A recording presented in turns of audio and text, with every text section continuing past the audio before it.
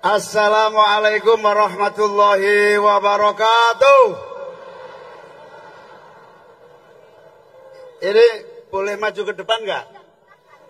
Soalnya waktu debat KPU bilang sama saya nggak boleh maju ke depan. Begitu saya maju ke depan ditegur, katanya suruh di podium. Nah karena boleh maju ke depan, saya ke depan aja kalau gitu. Mas Anies, Pak Habil Marati, para panelis, tepuk tangan untuk Bang Rocky yang luar biasa, Pak Zainal,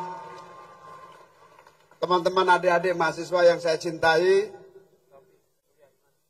Tadi pada teriak selepet. Kenapa saya ngomong selepet itu? Karena pada dasarnya kalau mau jujur, sebetulnya yang lebih tepat dari selepet itu apa? Revolusi sebetulnya. Tapi kata-kata revolusi agak kacau sejak revolusi mental gagal dijalankan dengan baik. Jadi terpaksa kasih istilah yang lebih mudah dan kemudian tidak mengganggu karena 10 tahun revolusi mental menjadi revolusi mental. Nah itu. Karena itu saya gunakan istilah selepet. Kenapa selepet? Begini. Kalau lihat akar masalahnya, kemiskinan nggak habis-habis, ketidakadilan terjadi di mana-mana, sistem yang buruk, itu ada akar masalah. Akar masalah yang pertama itu sebetulnya yang paling harus kita selepet itu apa? Saya telusuri satu.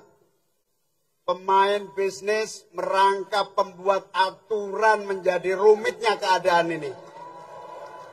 Ini yang harus kita selepet. Kita selepet karena apa? Karena aturan harus dibuat setara. Seluruh pelaku bisnis harus bisa terlibat dan setara untuk maju bersama rakyat dan tumbuh berkembang. Yang kedua, rakyat terlibat. Buruh semuanya tidak ditinggalkan dalam proses pengambilan undang-undang dan aturan-aturan yang ada. Yang kedua, alam kita kaya. Negeri kita luas, potensinya besar, tapi pemerintah dan kita semua kadang lupa. Ada yang prioritas harus dilakukan, ada yang memang harus ditunda. Salah satu penyebab keadaan ini stuck adalah bahwa kadang misalnya anggaran dan banyak hal.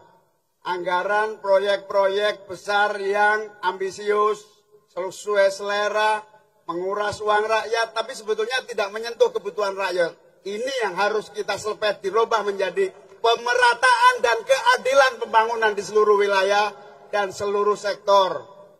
Cara kerja ekonomi misalnya. Saya dulu bersama Pak SBY 10 tahun, Pak Jokowi 10 tahun. Sejak 20 tahun terakhir kita ini bicara bonus demografi, sampai ngelontok, sampai apal.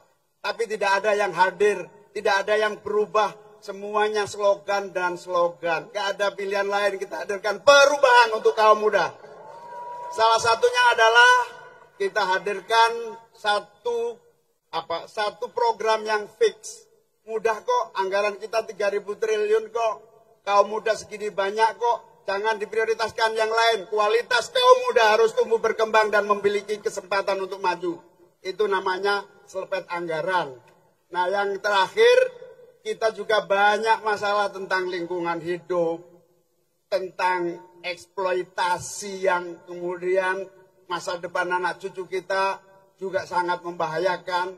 Ini semua karena apa? Karena kita tidak punya skenario dan membiarkan semua berjalan dalam pembiaran yang tidak ada kontrolnya. Saatnya perubahan, negara harus hadir membawa keadilan dan pemerataan sekaligus perubahan bagi keberlangsungan terjaganya semua kekayaan alam kita. Kita juga harus berubah dalam misalnya menyaksikan ekonomi rakyat kita. Hari ini cari kerja susah, dompet semakin hari semakin tipis dan bahkan kosong. Kita harus rubah. Apa itu?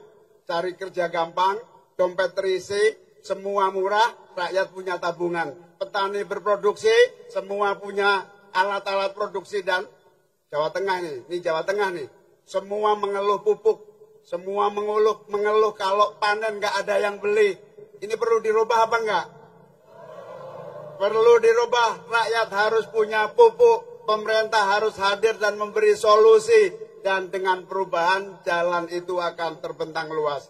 Insya Allah, dengan perubahan, rakyat bisa berproduksi. Pertanian menguntungkan, pupuk tersedia, harga jual disiapkan oleh pemerintah. Insya Allah, Mas Anies dan saya nggak main-main. Ibaratnya begini, saya dan Mas Anies ini gatel lihat keadaan. Mestinya bisa dirubah, kenapa tidak kita lakukan? Dan itu tidak ada jalan lain, kita harus melakukan perubahan kepemimpinan nasional. Dan insya Allah, saya sama Mas Anies siap melakukan berbagai langkah perubahan. Terakhir, kita menyaksikan semuanya berjalan stuck, lambat.